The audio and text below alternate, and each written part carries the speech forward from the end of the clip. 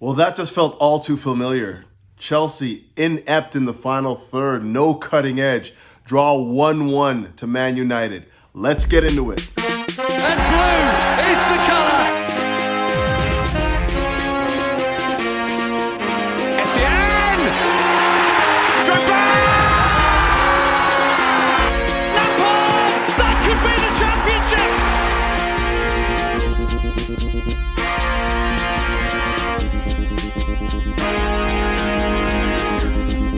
Greetings! Welcome back to Couch Critic with me, Dennis P. And for those of you that are new and don't know, this is a Chelsea match review, but more specifically, a tactical synopsis of Chelsea's performance against Man United. Before we get into all of that, we do want to let you guys know we do have a sponsor for the show.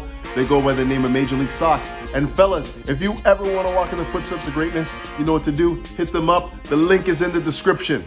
Okay, so Chelsea played host to Man United and came away with a 1-1 draw. Goal scorer is Jadon Sancho with a breakaway, and then of course the penalty from Jorginho equalized it. In this match review, we're going to be focusing on three things as we normally do. We're going to be looking at Thomas Tuchel's in-game adjustments and his substitution patterns in games. We're going to be looking at Chelsea's final third decision-making again and their technical quality in finishing situations. But I really did want to start with Chelsea's press because I really do think that that was one of the better aspects of the game that came to the fore. Chelsea's ability to break Man United's press and get further forward up the pitch. Now, going into this match, nobody would have thought that United were going to set up a 4-3-3. We didn't really have any ideas how Carrick wanted to set them up.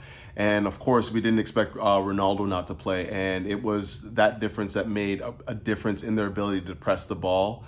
They obviously had Jadon Sancho, they had Fernandes playing the false 9, however you want to look at it. And then Rashford, who obviously always likes to press and puts people under pressure when he does so.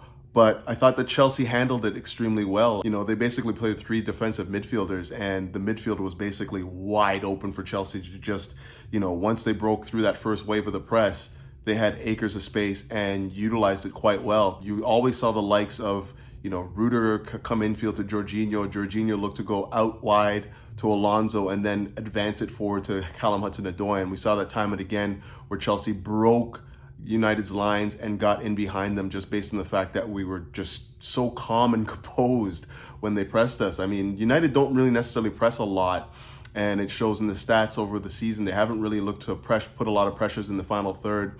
They did so this match, and you know, as much as we didn't take the advantage of the situation, like we got into a lot of really good areas just based on the fact that we were able to orchestrate our press sequence right from the minute one from the game. And that again is an adjustment that you make, because as I said before, you didn't expect to see United come out and play 4-3-3. So we had to figure out where the press was coming from, where the pressure is, and where was the release in that pressure. And I think we figured it out quite well, and unfortunately just could not capitalize on those opportunities when we did break them really clean and got, you know, acres of space to run into. Now, unfortunately, all that good work that was done in breaking the press and getting into, you know, these dangerous areas that I keep speaking about was just undone by the fact that when we get into the final third, our decision making is just so poor.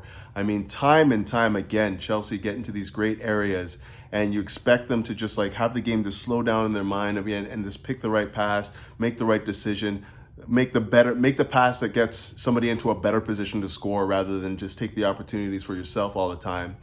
And again, it just continually plagues this team. And, you know, for those that question why, you know, Lukaku was brought into the squad, it's for games just like this. This was so reminiscent of Chelsea last year when we didn't have Lukaku, and we got so many chances on the breaks, so many chances when we get into the final third to just like finish off these opportunities. And unfortunately, you know, our finishing quality, not only our decision making, but our finishing quality let us down.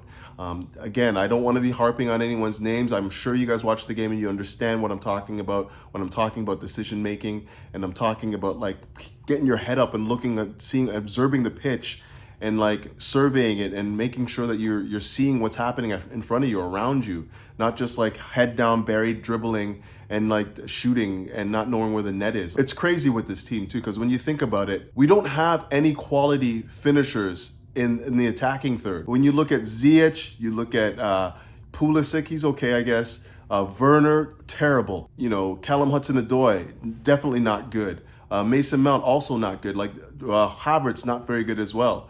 You know, we have all these guys that you think that would be looking to make the passes rather than trying to put their head down and finish it all the time. And like every time they get into these positions, instead of making the extra pass to find somebody in open space, they're looking to shoot. And every time they shoot, they cannot finish.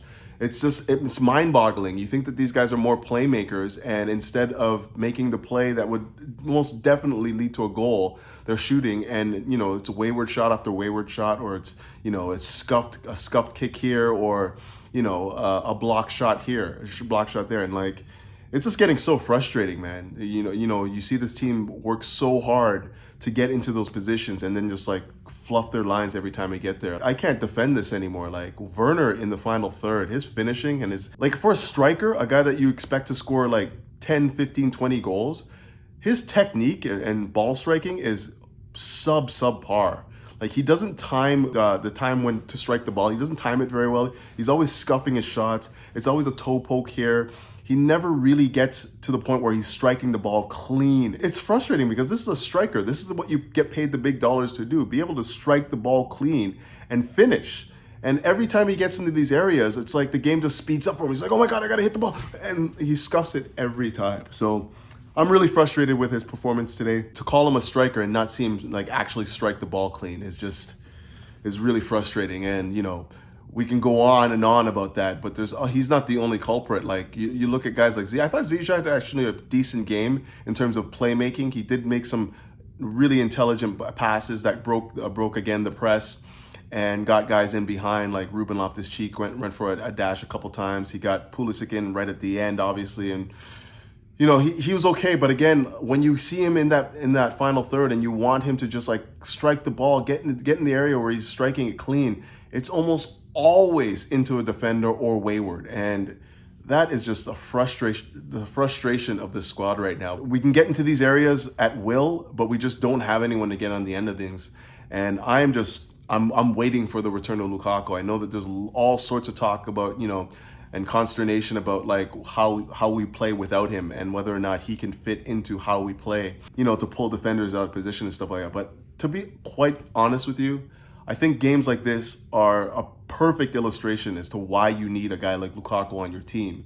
It's because when you have opportunities that are being presented inside the box time and time again, you just need somebody to just put it away. I'm sure that's exactly why Chelsea bought him, just because of his ability to do that. Not because of his involvement in build-up, not because of his pressing, not because of anything like that. It's just be Johnny on the spot. When the ball falls to you, strike it and score. That's all we need him to do. And yes, we did see Rudiger have a gilt-edged opportunity to just win the game for us. But like, how many times are we going to be depending on defenders to win us games now? Like, we've been depending on Chalobah. We've been depending on Silva, Rudiger, Chilwell, Reece James and whatnot. Like, we at some point our attackers have to take the onus on themselves and finish off some of these chances that we're creating.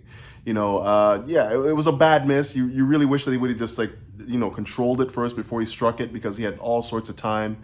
But, you know, like, he's not a striker. We don't pay Rudiger to score goals. We pay him to keep them out. Hopefully we pay him, like, you know, for the next 5 years, like, if things go well in the contract negotiations. But like, he's not paid to score goals. Scoring goals for Rudiger should be bonus.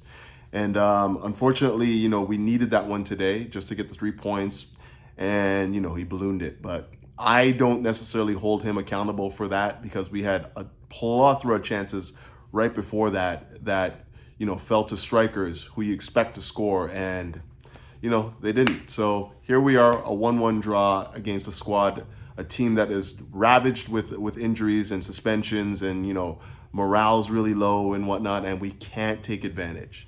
Now, I must say, I've been singing Thomas Tuchel's praises the last 3-4 weeks now, and I'm not going to stop singing praises, but when he does something that I see that I don't necessarily agree with, I am going to question him.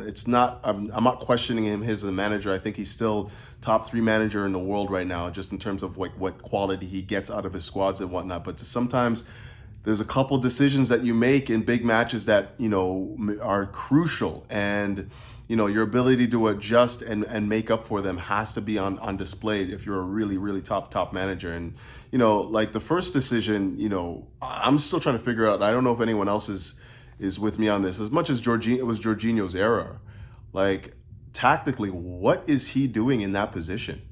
Like, what is Jorginho doing as the last defender in open space? Like, it makes no sense to me. He has no pace. He has no ability to like track runners and whatnot. Like, why is he there? He makes no sense there. And, you know, it's baffling. Yeah, the error was huge error on his part, but I don't even understand why he was there to begin with. You would think somebody like maybe even Callum Hudson-Odoi, who's not really that great at finishing in the box anyways, and has more pace and has played wingback for us, has a little bit more defensive now, should have been used in that position, and actually was after the gaffe from Jorginho. But I just don't see the point of having Jorginho there at that point. And, you know, that was one mistake that, you know, cost us severely today, and that has to fall on management. Another situation is just like, what is going on with these substitutions? Like, we have so much weaponry on the bench, and you look and you see, and Thomas Tuchel's just not bothered. He's sticking with this formula that's not working. Like, we already saw that Werner was misfiring the entire game, got into incredible opportunities, and just kept on misfiring. We saw the same thing with Callum Hudson-Odoi. Didn't have a bad game, but at the same time, he had so many poor decisions in the final third, and you just needed somebody to just come in and, you know, take the energy that he provided and produce goals. Waited till like the 72nd minute or something like that, somewhere in and around there, before he makes his first substitutions. Might even have been later. And, you know, it's just not enough time to give guys that are coming into the game, guys that haven't played a lot of football the last little while, to come in and really impact the game.